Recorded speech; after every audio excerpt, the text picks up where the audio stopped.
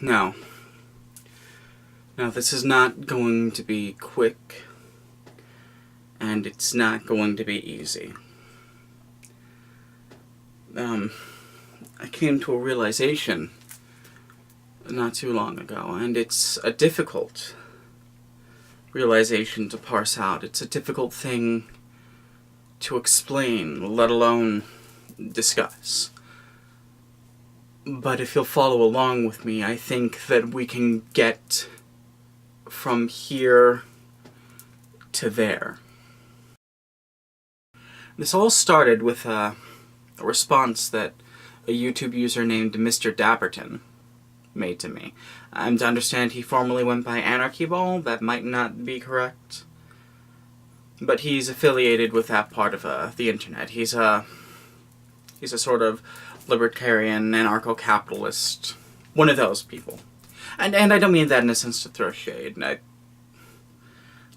One of the things that I don't think people necessarily understand about me personally is that I don't care what a person's personal beliefs are.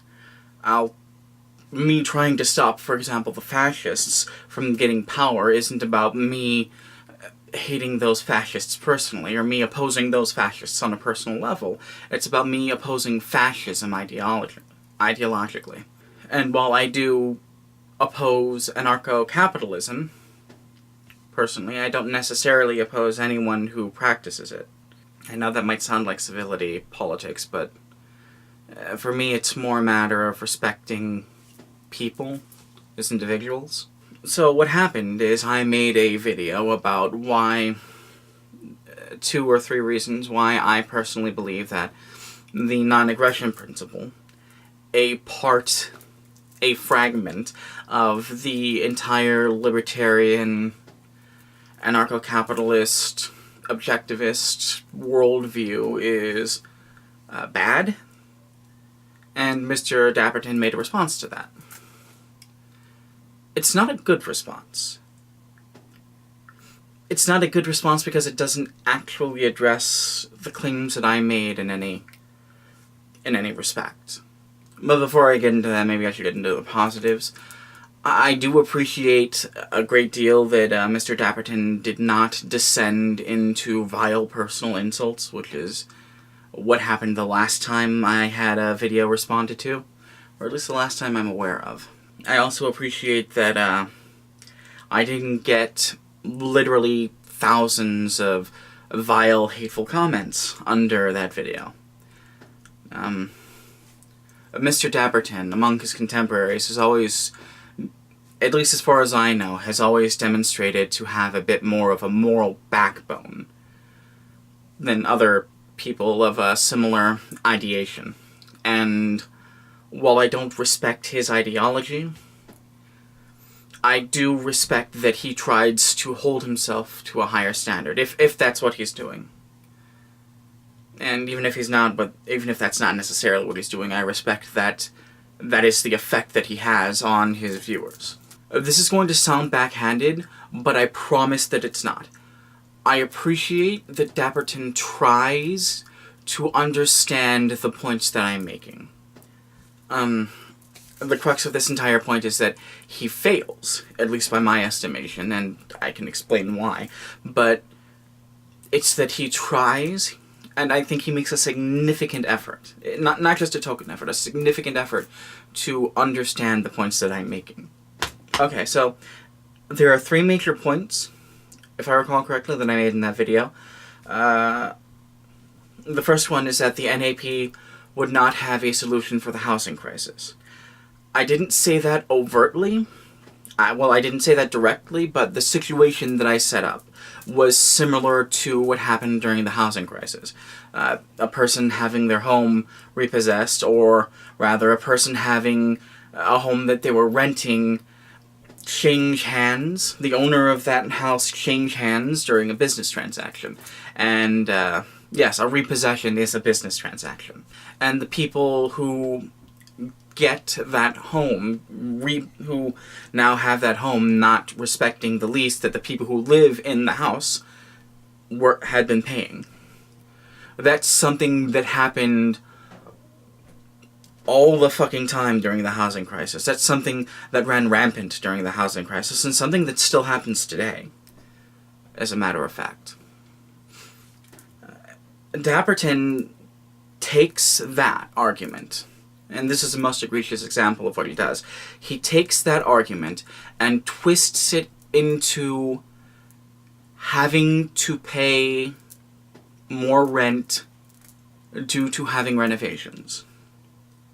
And I don't mean that he strawmans my argument in an antagonistic sense. I just mean it in a factual sense. I made one argument and he changed the argument.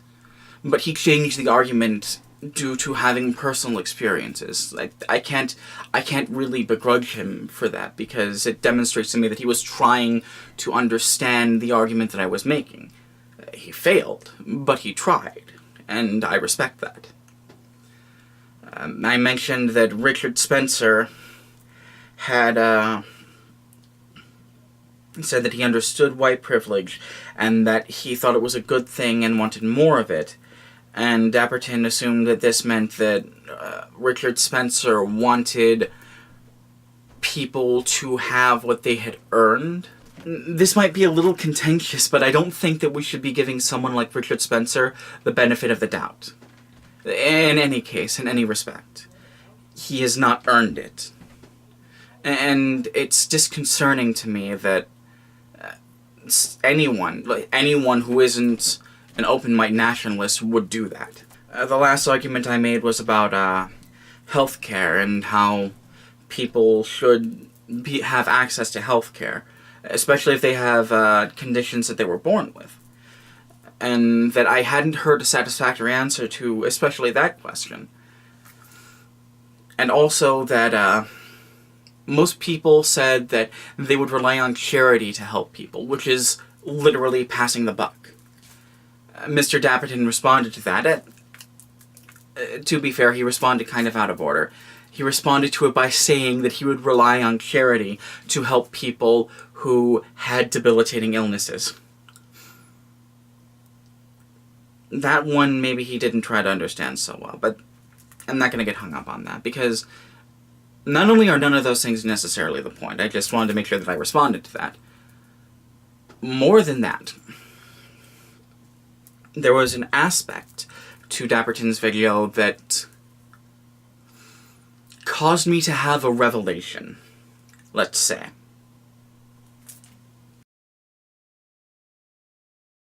Throughout Dapperton's video, he associates me very lightly, and in retrospect very poorly and scattershotly, criticizing a principle of his worldview with violent actions. Whether that be carting away people with guns, or having leprechauns kick people in the nuts. And that's not necessarily something I'm going to take as a joke, because he repeatedly conflates my criticisms with violent acts. And I was watching his video. I actually left a comment on his video. And I realized that he considered me doing the criticism to be a violent act. And the only way that he could express that is by conflating it with an act of violence upon his person. And I also realized that conservatives, people on the right, this is your right, I think, people on the right do this all the time. Let's go through some examples. The President of the United States, Donald Trump, has repeatedly conflated people reporting on his words and his actions with violence, and has in fact demanded violent responses to people doing that. Jordan Peterson considers being asked to call someone by their preferred pronouns not a mild inconvenience, which is the worst thing I will accept it as being, but as an act of violence upon his person. He considers it severe enough that he's willing to lie to people through his teeth about what the government will do to keep him from speaking to people in their non-preferred pronouns. right-wing politicians, as of late at least, have frequently conflated people asking them, people confronting them in diners, in stores, in other avenues, with violent acts. Even though, they're talking to their constituency, the people who elected them. Now, maybe, I'll accept that maybe it's rude to confront someone while they're trying to have a bite to eat, but it's not necessarily violent. These people have not been violent. They have not thrown punches. They have not physically assaulted anyone. The worst they've done is yell at people. And in the meantime, there are people out in the right wing beating people up, of the fucking Proud Boys, and sending mail bombs now. Although, in fairness, that's only the one person. Speaking of which, right-wing pundits and some politicians have repeatedly described people peacefully protesting all kinds of government actions as being violent. In almost any situation where someone is protesting some sort of government action or government appointment, they describe the protesters as being quote-unquote violent protesters, regardless of whether or not they're being violent. And most of the time they're not being violent. Banging on the doors of the Supreme Court is not violent. You're not hurting anyone but yourself. You're not going to damage those 250-year-old doors on the Supreme Court. Politicians and talking heads on the television consider certain people coming into this country, just coming into this country, to be an act of violence. More specifically, people of Sunni and Shia descent who are fleeing violence in the Middle East, and people of Latino heritage who are fleeing violence in Central America. They consider those people who are fleeing violence to be violent actors themselves. They've gone so far as to separate parents from their children and put those children in concentration camps. And no, Obama did not do that. There was a problem with unaccompanied minors crossing the borders back in 2009-ish. It's not even remotely the same thing.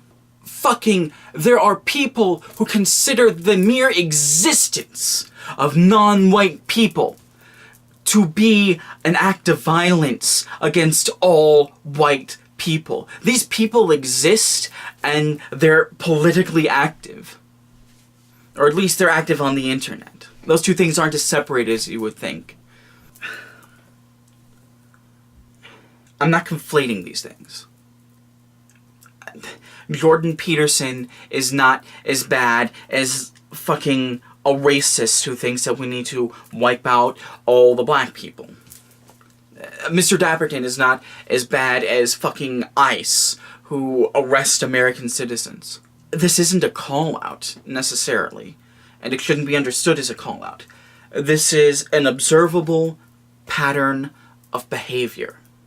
And that behavior seems to be that there are people on the right who consider not just certain kinds of speech, but who consider even questioning certain parts of their worldview, who consider even existing, in the cases of some people, to be an act of violence against them. And I think I know why. So, something I don't talk about very often, not because I'm ashamed of it or anything, but just because it doesn't really come up. I used to be what I would describe as a crazy Baptist. I actually still have the Bible that I got from a church in Auburn, Illinois.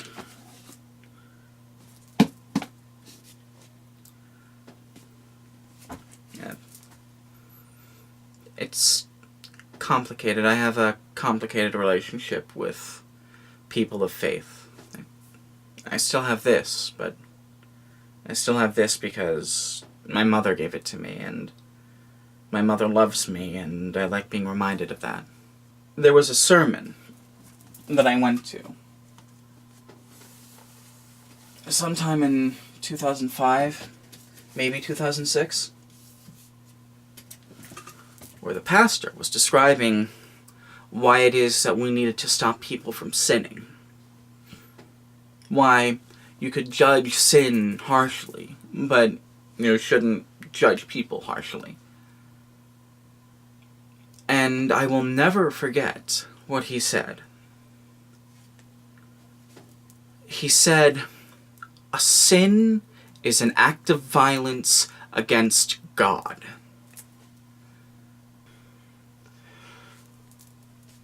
This might be esoteric to people who aren't familiar with the specific theology that I had stumbled into, but the logic is that God made the world perfect. And so the world is perfect. And if you have a problem, then that problem is not with the rest of the world. That problem is with you. And you need to fix yourself. Now, on a personal level, I think it's bad, but I don't... A personal philosophy can be twisted and contorted to fit whatever needs you need it to do. But as a societal thing, that is just incredibly harmful. And if you don't think that this is mainstream Christian thought, Jordan Peterson actually made a video making that exact argument, and it's hosted right now by PragerU. You should not try to fix the world. You should not even assume that such a thing is possible for you to do. What you can do is fix yourself. People on the right, I've found, will frequently use a secular version of this argument. The simple version is that bigger government is not the solution, bigger government is the problem. And that it's better for people to solve their problems individually, rather than to demand that the government do it. But that doesn't always work. And as I said before, there are times that does incredible harm, incredible needless harm to entire communities of people. Just by way of an example, before the Affordable Care Act came around, there were hundreds of people going bankrupt every day from medical bills. And people couldn't really do anything about it, because, you can't boycott your medicine if you need your medicine to live.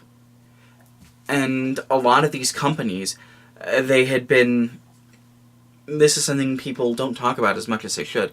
A lot of companies have been buying medical companies, taking their already existent drugs, and ramming the price through the roof. If you want to learn more about that, you can go on Netflix. There's a series called Dirty Money, and there's an episode about a company called Valiant that goes into great depth about how that specific scam worked, and how it didn't get solved, did it? Civil rights are also not a thing that you can solve individually. Hypothetically, what these people on the right would want you to believe is that a person can individually prove their worth. But that's not even remotely how any of that works. I'm not going to sit here and tell you there haven't been exceptional people that proved their worth throughout history, but that's not the point. And the point is that you shouldn't have to prove your worth as a human being to be considered a human being. And if people are treating you as subhuman, as people were being treated and are still being treated as subhumans now, there's something wrong. There's not just something wrong with people, there's something wrong with society. And it's society that needs to reckon with that. And poverty. Fucking poverty. Every fucking right-wing pundit will tell you to pull yourself up by your bootstraps, but that doesn't work either. There are these fucking... Turning Points USA seems to think that the average wage that people make is $20,000 every 2 weeks. Or at least that's the example that they give in some of their memes, I guess. I don't know anyone who makes that kind of money.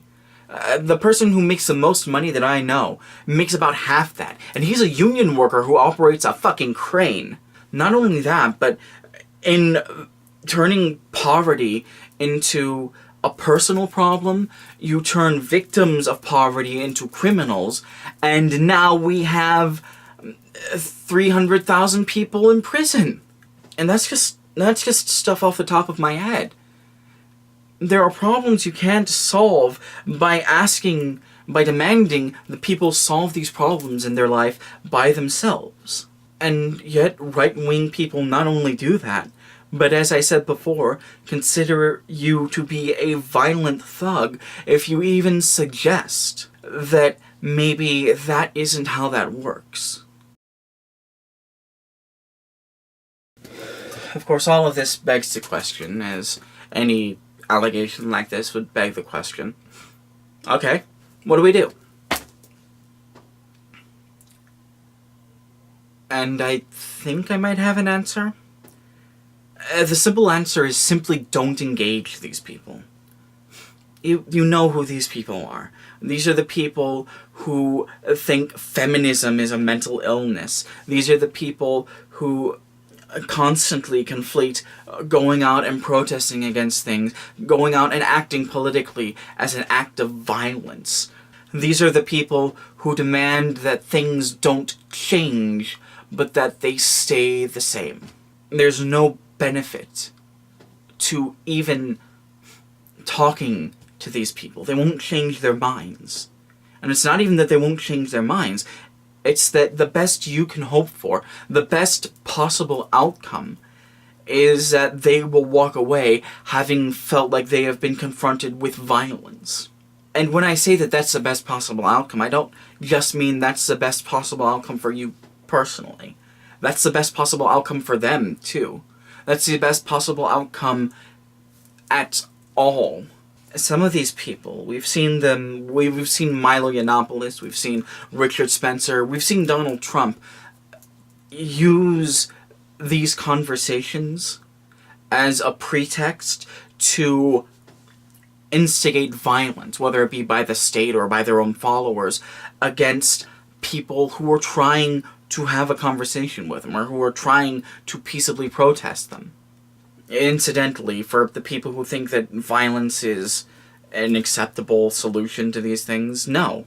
No, they want violence because that would prove to them that violence is what you want. And that makes it easier for them to leverage the state to act violently against you, which is not something any rational person really wants. So I'm going to speak personally to Mr. Dapperton again. Again, this isn't a call-out. This isn't me talking about you specifically. This is a pattern that I've seen and have finally been able to put words to. And to you, Mr. Dapperton, I would say that if you genuinely believe, if you genuinely feel that me just questioning one principle, one aspect of your philosophy, one rule that you live by, me criticizing one of those things is comparable to me holding you at gunpoint, then we can't have a conversation. Full stop. Not just because I'm not willing to have a conversation with someone who thinks that a conversation is doing violence to them, but because as much as I can give you the benefit of the doubt, I can't shake the feeling that maybe I shouldn't. Maybe it's not worth talking to you, because the only thing that just criticizing is going to do is hurt you. And I don't want to hurt you. The very thought abhors me. And I don't know, maybe at least in that respect, I'm blowing what you said specifically, Mr. Dapperton, out of proportion. Maybe you thought it was funny. Maybe you think telling people who believe in socialism that they are de facto violent criminal thugs who take rights away from people is funny. But even if that's the case, that's, as someone who thinks that maybe we need a little more socialism in the world, you understand why I would feel that's unsettling. When I talk about capitalism being violent, I'm not necessarily talking about any individual person, but I don't think you're violent. In spite of all the gun paraphernalia. No, I get it. You collect the things. People collect the things. It's like a toy. I have toys. I have Legos somewhere over here. If you really believe that just me questioning you is violence, then we can't have a conversation. And I'm sorry for that. You know, I've been told that maybe I should talk about this being a rhetorical trap, or maybe I should talk about people being disingenuous, but it's not even about that. It's about people defending existent systems. Not even consciously, subconsciously. To the point where they consider questioning those systems to be no different than punching them in the face. That's the crux of all the things I'm saying. That's the revelation. There are people who consider questioning these systems of power that we live in. Whether it's capitalism, whether it's the patriarchy, whether it's fucking nationalism, whether it's white supremacy. There are people who consider questioning those things to be an act of violence, no different than physically assaulting them. And we can't talk to those people. Those people can't be spoken to. It's pointless.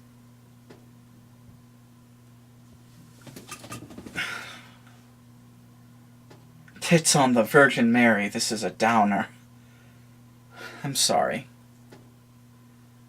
But I feel that this is important. Or I feel that this is something that people should talk about. This isn't the end of this conversation. This isn't me stating definitively that this is the thing. I want people to talk about this more. That's why I have this channel. That's why I still struggle to put out content, because there are things that I want to say. There are conversations that I see people not having that should be being had.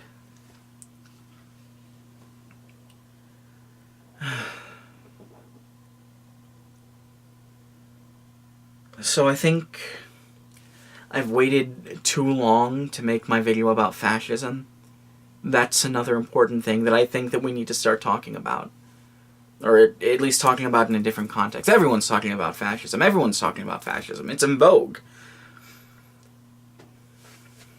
I think I'll do that next.